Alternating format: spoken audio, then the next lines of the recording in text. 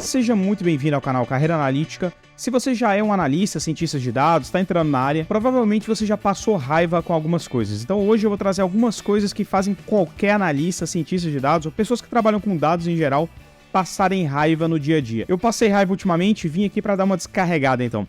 Antes disso, como você pode ver, eu estou testando 2 microfones ao mesmo tempo. Eu queria a sua opinião. Eu estou te trazendo também a comparação do áudio aqui dos microfones com essa tecnologia nova da Adobe de inteligência artificial, que eles prometem transformar qualquer áudio com ruído, sem ruído, em um áudio de qualidade de podcast. Então, vamos lá. Falando aqui agora nesse, o Blue Yeti primeiro. Então, ele é um microfone maior, tem uma área maior de captação.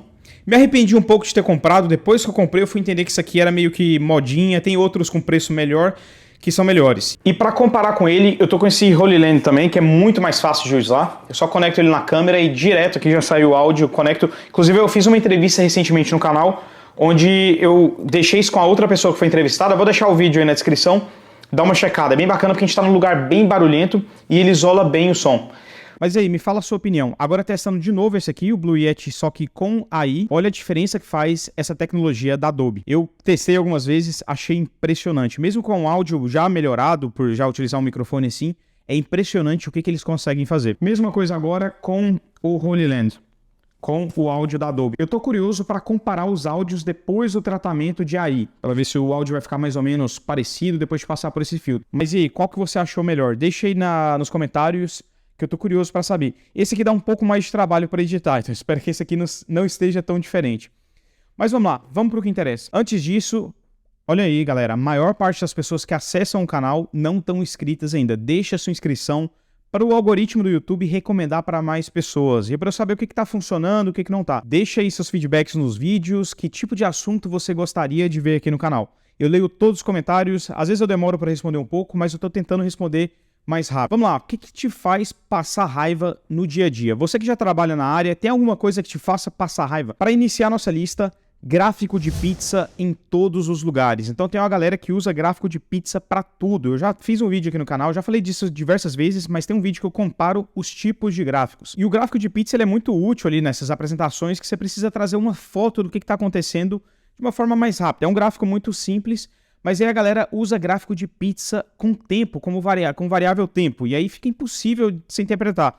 Então, olha, não faça isso. Aprenda a utilidade de cada gráfico. Eu passei raiva algumas vezes aí com gráfico de pizza, a galera que começa a aprender e aí quer usar gráfico de pizza em tudo. E às vezes nem precisa de gráfico ali, a análise que você está fazendo, mas a pessoa faz questão de fazer um gráfico de pizza. E aí, para piorar, o gráfico de pizza 3D do Excel ou do Google Sheets, que fica... Eu usava muito esse, hein? Deixei muita gente passando raiva aí, provavelmente, mas o gráfico 3D, geralmente, ele é muito mais difícil de ler.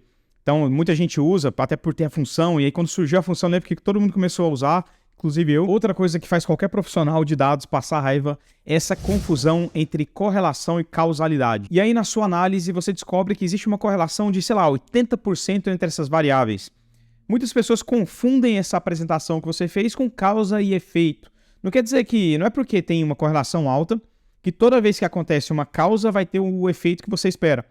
Então, isso é difícil explicar às vezes, porque muitas vezes as decisões que as pessoas tomam a partir de uma análise que tem correlação, elas acabam sendo meio cegas. Já que tem a correlação, eu vou começar a fazer isso já esperando o efeito. E aí não acontece o efeito, sobra para quem analisou. Então, se você está entrando na área de dados, aprenda o que é correlação, saiba que não é causa, efeito, existe uma diferença, aprenda a calcular a correlação também. Não é uma coisa que você vai ter que fazer tanto no início, mas ao longo da sua carreira é importante você buscar correlações entre variáveis, porque isso vai te ajudar sim a explicar muitos efeitos, mas não quer dizer que vai acontecer todas as vezes. Esse terceiro ponto, eu assumo que eu até gosto um pouco, que são os prazos irreais, a urgência, principalmente de startups. Então aquela área lá precisa de uma análise para ontem, e os caras não alinham muito bem, eles sabem que eles precisam já, só que eles te falam de última hora, às 5h59 da tarde, para você fazer a análise.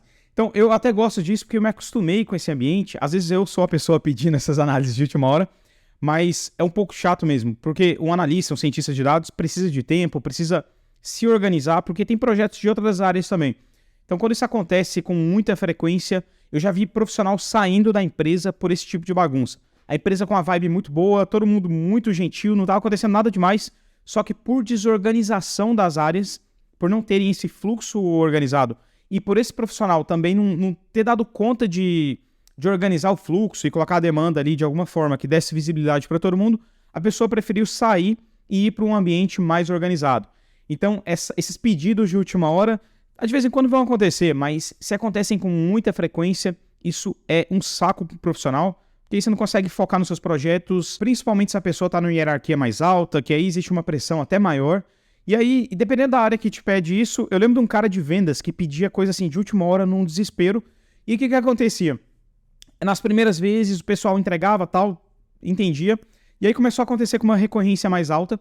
E aí é que nem aquela história, que eu não sei se era um porquinho, alguma coisa, que ele mentiu a primeira vez, que foi atacado pelo lobo, e aí não tinha sido, aí mentiu de novo, e na terceira vez o lobo realmente estava atacando ele, só que ninguém acreditou mais. E aconteceu isso com esse cara de vendas, porque ele falava tanto, ele pedia tudo com tanta urgência, tudo era urgente para essa pessoa, que a forma dessa pessoa falar passou a ser levado menos a sério pelos profissionais ali. Então eles passaram a despriorizarem os projetos dessa pessoa. Então você, profissional que não está na área de dados, ou de dados que vai pedir para outra pessoa de dados para fazer alguma coisa, se organize melhor então, profissional que vai pedir ajuda, tô de olho em você. E analista, você que me segue no canal, aprenda a se organizar, aprenda a dizer não, pelo amor de Deus, senão você vai fazer tudo para todo mundo, vai ficar trabalhando o tempo todo e não vai conseguir entregar nada direito. Se organize. Eu passei por isso algumas vezes, sempre a gente tem esse fluxo aí de burnout, mas a gente tem que dar uma organizada na nossa agenda, principalmente se você está entregando bons resultados. Todo mundo vai te pedir coisa o tempo todo, o que é uma coisa boa, mas aprenda a dizer não. Próximo ponto que te faz passar raiva, tenho certeza que você já passou por isso. Em um código, você passou horas procurando o erro, achando que você estava fazendo tudo errado ali, desde a estrutura do código, e aí você descobre que era uma vírgula, um parênteses que estava faltando.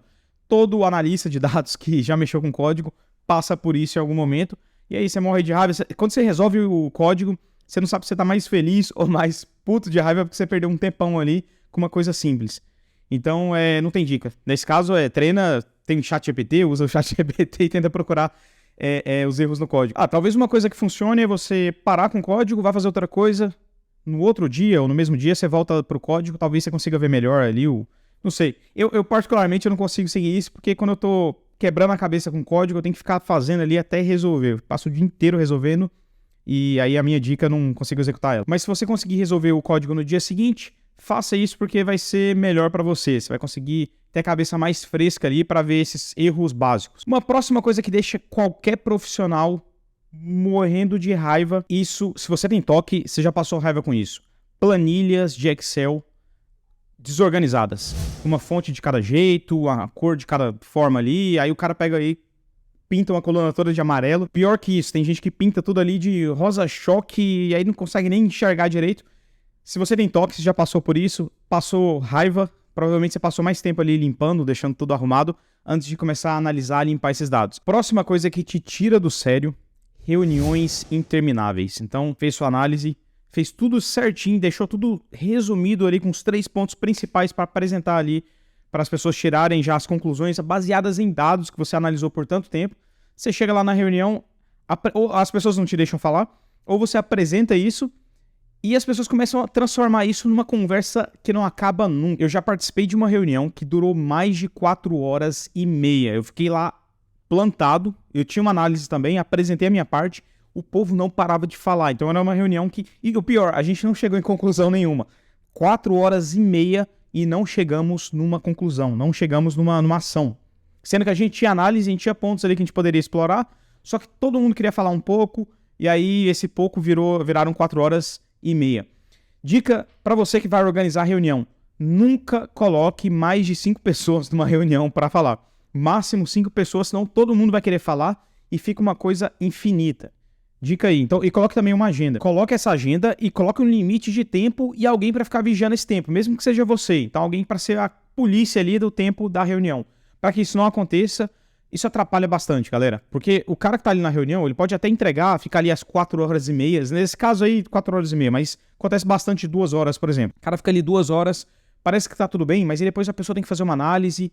Além do tempo dessas pessoas ali, você coloca essas 10 pessoas ali na reunião, calcula o custo por hora de cada pessoa para uma reunião que não está agregando valor nenhum. Além disso, o desgaste dessas pessoas que depois tem que fazer uma análise e não conseguem fazer direito porque estão cansadas. Então, dica para você que organiza a reunião. Organiza realmente a reunião. Próximo ponto, não sei se você já passou por isso. Eu, em um certo momento, fazia meus códigos ali em SQL, em uma página na web que era do próprio servidor ali dessa empresa. E aí o que acontecia? Se você não salvasse bem esse código e caísse a internet, você perdia tudo.